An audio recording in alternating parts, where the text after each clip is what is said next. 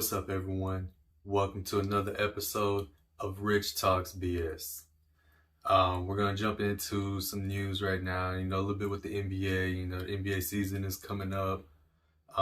Right now, the big thing that's happening right now is Ben Simmons and the Sixers. Looking for a trade. It's been confirmed that he requested the trade, of course. Trying to get out of Philly. Not reporting to media day, training camps, none of that. And it's going to be an interesting situation to see how it all plays out, where he's going to go, who's going to pick him up, who's going to be able to trade for him, pick up his contract. He's still have 4 years left on his contract. That's 147 mil. So, you have to be prepared to take that on, as well as, I guess, trying to get his head back in the game and to elevate his game, especially with the free throws and how his percentage was very, very low in the playoffs. And, you're going to need a leader like that to, be able to, in clutch moments, make those plays that needs to be made. And Ben Simmons is that leader. It's just, the team not being built around him, I guess, it kind of got to him a little bit more. But it's just the thing of, a team can be built around Ben Simmons, and now it's time to do that. Let's get it going, let him work on what he needs to work on, get with the right people to work on it, and it's going to happen. He's going to get better. Zion Williamson is recovering from foot surgery. He fractured his right foot earlier this summer. Should be back around the start of the season, so that's gonna be interesting to see how how he's gonna get his minutes in. He's gonna get his workouts in. Will he actually be ready at the start of the season, and how ready is he to get the season started? The Rockets and John Wall, they're still trying to find someone to trade with. It's gonna be interesting to see how that plays out also. And then Michael Porter Jr. getting his max extension with the Nuggets, 5-year max worth up to 207 mil. That's, that right there, we know was going to happen. Michael Porter Jr. is really good. He is, your second, your second scorer. He's your second option. So getting him paid, getting him where he's happy, play happy, and get better results. So going on into baseball, postseason starts on October the 5th, on next Tuesday, and that's going to be very interesting because it's still coming down to who are able to get these wild card spots, especially with a couple of divisions still up for grabs. That's going to be interesting how it plays out. In the American League, you got the Rays and the White Sox who clinched their division. You still got the Yankees and the Red Sox who are leading the wild card race. And then you got the Astros and the Mariners who's battling for their division, which will probably most likely go to the Astros. So that's going to be an interesting playoff bracket there in itself. National League Brewers, of course, clinched their division. Giants and Dodgers make the playoffs. We're still waiting to see how, that NL West is going to play out. Can the Giants stay ahead, keep the wins going, win the division, and then, of course, that puts the Dodgers in the first wild card spot. Braves and Phillies are still going after their division, so you got the NL East there, still going at it. And then on Tuesday night, the Cardinals clinched their 17th consecutive win, which actually gave them the second wild card spot. So that, that's done. That's done. And the only two teams we're waiting on are the Braves and the Phillies to see how they're going to play out. Braves magic number is 3. We're going to see, if they can actually get it done. These playoffs are going to be good. You got the wild card, one game wild card, one win and you're in. and it's going to be interesting to see, who's going to play, who's going to pitch, and what starters are going to be used to get that one game. And going into the LDS is going to be very interesting. It's entertaining. These playoffs are going to be one to look out for, one to watch for. Yeah, it hasn't been this exciting for in a while. Um, Now going into the NFL, we just got done with week 3. First 3 weeks have been crazy, really good games going on, really great matchups. Um, Teams that we expect to look good, teams that we're not expecting to play as bad as they are, I guess you could say. Especially with the 5 rookie quarterbacks who combined only have 1 win, and that was based off of the Patriots versus Jets game and Mac Jones getting that win. And these starters are, not getting that much playing time, or they're just in a situation where it's really hard for them to win and to actually excel and succeed. It's rough for them in the beginning of this season. Hopefully it gets better, but we're going to see how that plays out, especially in certain situations where, you have a couple of quarterbacks coming off the bench, and will one actually see more playing time than, a couple of plays a game. So we had also the Justin Tucker 66-yard field goal to take out the Lions right there at the end of the game, and that is an incredible record to have. They've been attempted at 68, 69, and at 66 also, and for the greatest kicker ever to kick the 66-yard field goal and to get that record, that's really good for Justin Tucker. Like I said, the best kicker ever in NFL history, and now he holds the record for the longest field goal. Myles Garrett with 4.5 sacks, which is a Cleveland record. 4.5 sacks on Justin Fields, who started his first game. He was sacked 9 times, second most by a quarterback in their first start, and they just made this Bears team and Justin Fields look, like they didn't know what they were doing. That was a bad situation for Justin Fields to get put into, especially against this defense. And this defense is, one of the greatest and one of the best in the league. And they showed that and just roughed them up, pretty good. And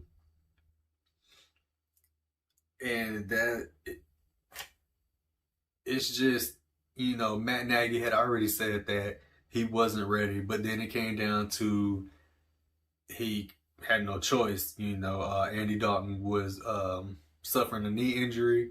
Now Fields is suffering an injury, and the starting quarterback is still up in the air, up for grabs, tossed, however you want to say it. And they don't know if it's going to be Justin Fields, Andy Dalton, or Nick Foles. Which actually, at this point, you might as well put in Nick Foles and see what kind of magic he can do for your team, because your other 2 quarterbacks are not working out right now. That's something that needs to really be looked at, and something has to be done and something has to be fixed. And right now, you got to find out where the real problem is within this offense and within this team. Raiders are playing good. Raiders, showed that spirit of, hey, we can hang in the AFC. We're not as bad as we look. We are really a good team, and they're showing it. Derek Carr is showing it. Darren Waller is showing it. They're missing Josh Jacobs, and like I said, they're playing good. When he comes back, they're just going to be even better. The run game is not so good, but they're getting by. They're getting wins. Beating Kansas City, and doing what they need to do to get the win, and they're getting it done. They look good. The defense is making progress. And it's going to be interesting to see how far this Raiders team can go on the back of Derek Carr, and especially going past the midpoint and getting closer to postseason. Bucks. Rams Bucks game was really good. That was very entertaining. The Bucks have nothing to worry about after that game. They're gonna be fine. They're gonna bounce back and still play Bucks football. Um, Matthew Stafford looked good. Matthew Stafford looks like Matthew Stafford. This is how he was playing when he was in Detroit. He just didn't have a team like this. He didn't have the offense like this. He didn't have the coaches like this. So it was always overlooked. He was always like one of the biggest underdogs in the league, especially at quarterback, because he could put up numbers, and he did that, especially with Megatron. I mean, putting up crazy numbers and, still being left out of talks because he played in Detroit. Now he's in LA with the Rams, and now he's going to start being in the MVP talks, which he should be. And it's going to be very interesting. It's going to be very entertaining to see him and this Rams team. It's already entertaining right now, and it's just going to keep getting better as the season moves on. And then coming up we've got some really good games coming up coming up also. But before I talk about that, talk about the Monday night game with the Eagles at the Cowboys, and the Cowboys are showing that they mean business. The defense hasn't been all that great in the past, and this season so far, they're showing that they are one of the elite defenses. They're gonna do it. So far, they lead in takeaways, and this defense actually has a personality. It has a presence. Now they're being felt on the field. Dan Quinn is making this defense be felt on the field, and to actually be on the lookout for. This is what the Cowboys team needed, was a defense to stick out. They needed a defense to help keep up with their offense, and now it's starting to happen. The season is just going to keep getting better and better. It's just going to look really good for them. Dak is in MVP form already, and we're just in week 3. And it's going to be a great season. It's going to be very entertaining for the Cowboys, and I can't wait to see, what else is going to get in our way that we can surpass and get past. There's going to be one more obstacle this season, and I'm counting it as the second loss, because I can see the Cowboys going 15-2, and they could possibly go 14-3. Looking at the rest of the schedule, there's a loss out of 3 possible games, and 2 of those being against the Chiefs and the Raiders. That's going to be very interesting to see, especially this defense. This defense is really going to get tested in those 2 games, and we're going to see how they can pull this team out and to still look elite at that point in the season. Another game, games to look out for this week is Cardinals and the Rams. Cardinals look good. Kyler Murray looks good. He's looking in MVP form, and he's starting to look unstoppable. He's got better. We got more weapons, a few more weapons. The defense is looking good. J.J. Watt is making that team just explode, and the morale in that team is just so high that they feel like they're unbeatable.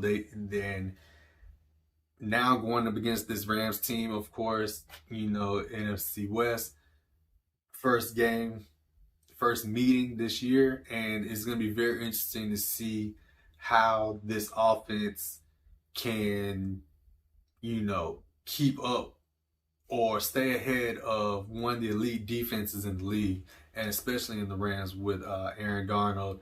And, that defense is already good.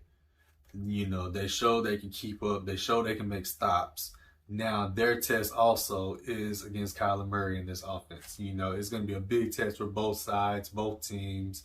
And it's going to be, one to really look out for, especially because however this first game ends, is not going to reflect the second game. The second game, I have a feeling is going to look totally opposite from this first game. But this first game is going to be very interesting to see, and to see how, these teams can surpass this test. Another game is Seahawks and 49ers. Seahawks not playing that well. Russell Wilson's not playing that, he's playing good, but he's not where he should be. They're not where they should be. They lost the lead against the Vikings, and this team is they look like they're missing two pieces to make this team complete, and it's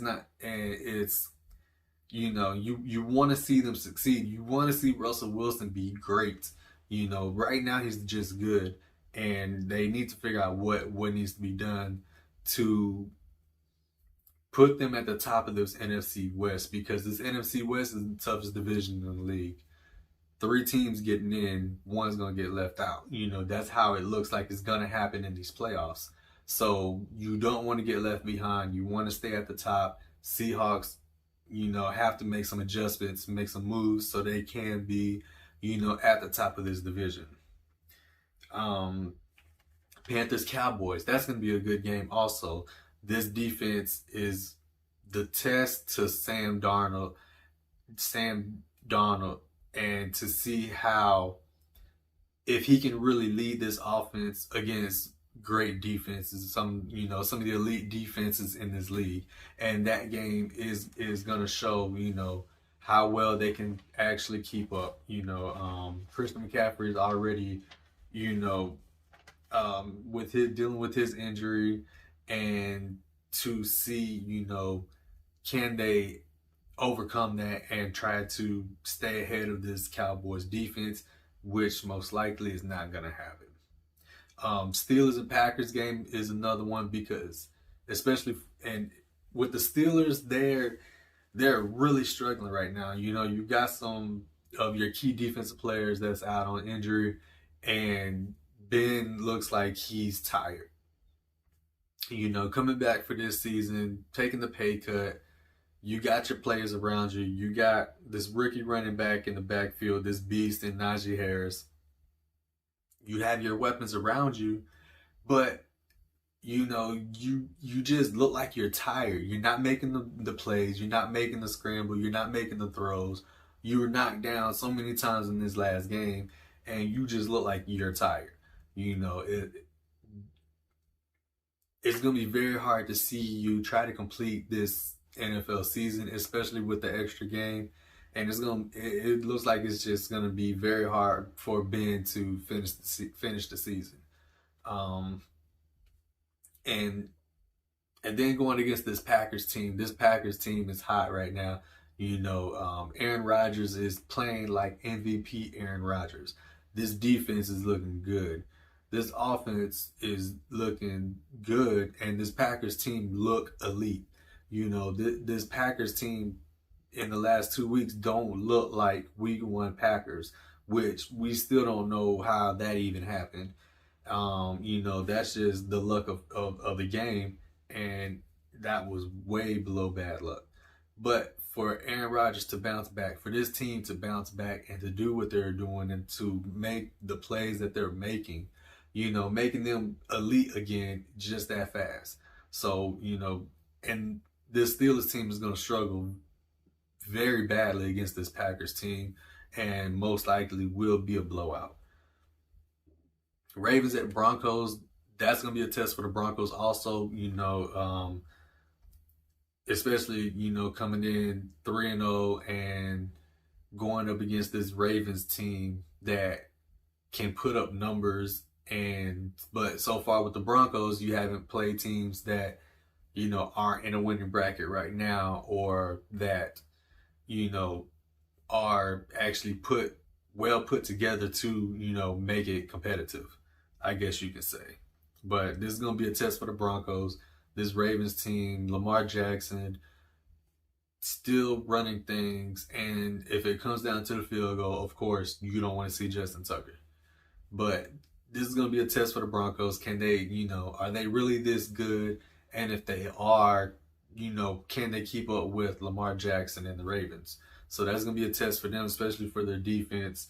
That's going to be an interesting game to see also with the Ravens, especially, with how many players they have missing. And, you know, is this Broncos team really going to show that they're that good? But we'll see how that turns out. Bucks and Patriots, of course, is a game to watch. Brady going back to Foxborough for the first time. And I mean, it's not really going to be a competition. The Bucks are just going to destroy the Patriots at home.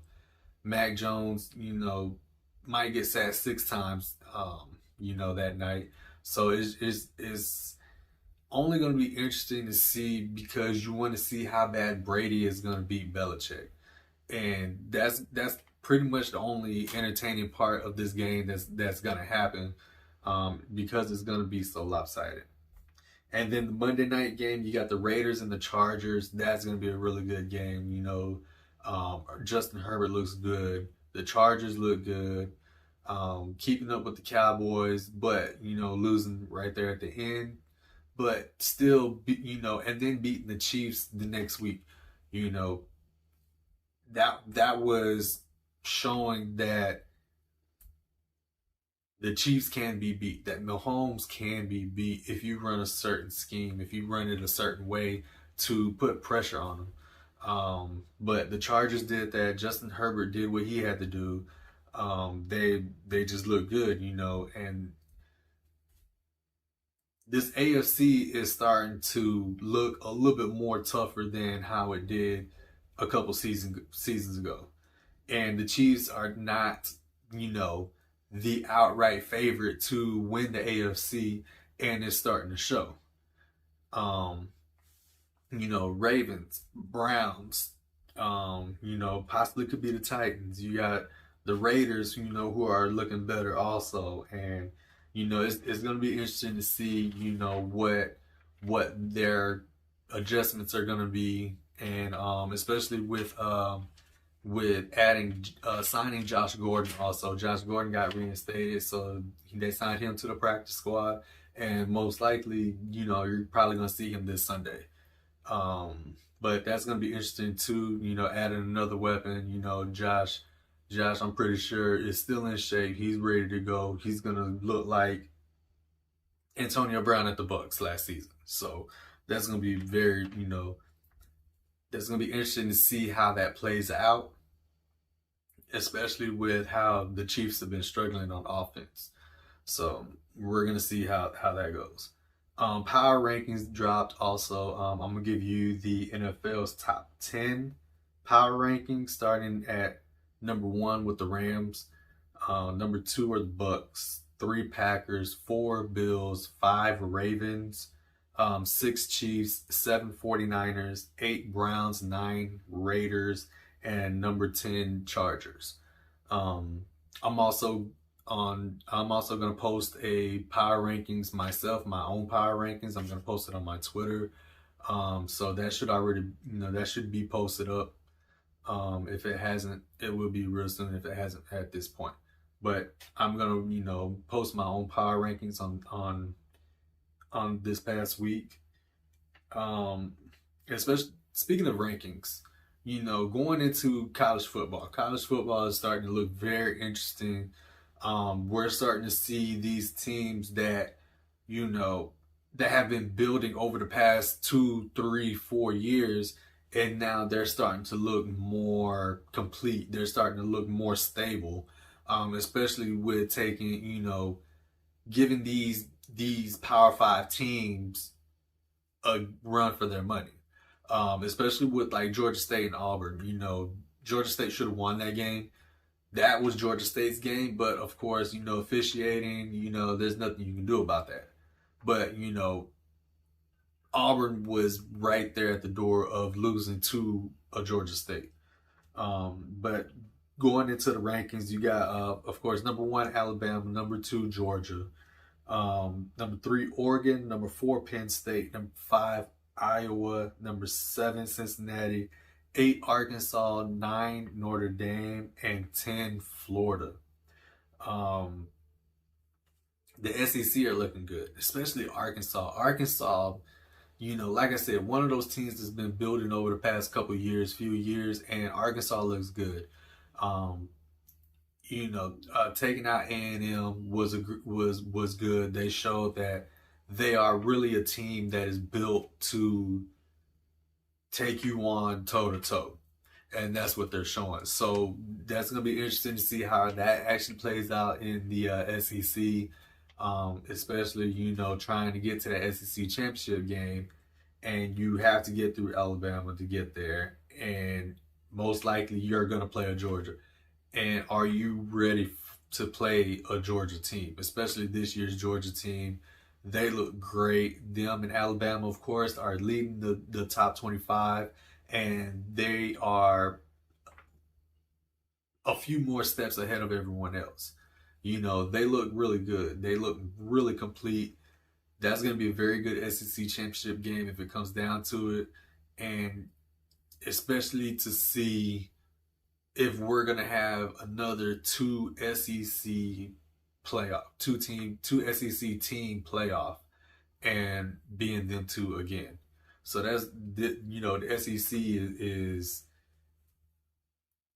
very, very interesting this year. Um,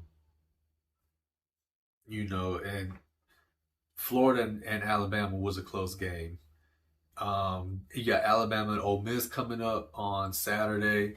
That's going to be a very good game to see, especially with Ole Miss. Lane Kiffin is putting in work with this Ole Miss team. Again, one of those teams. Again, they were good last year, and they're even better this year.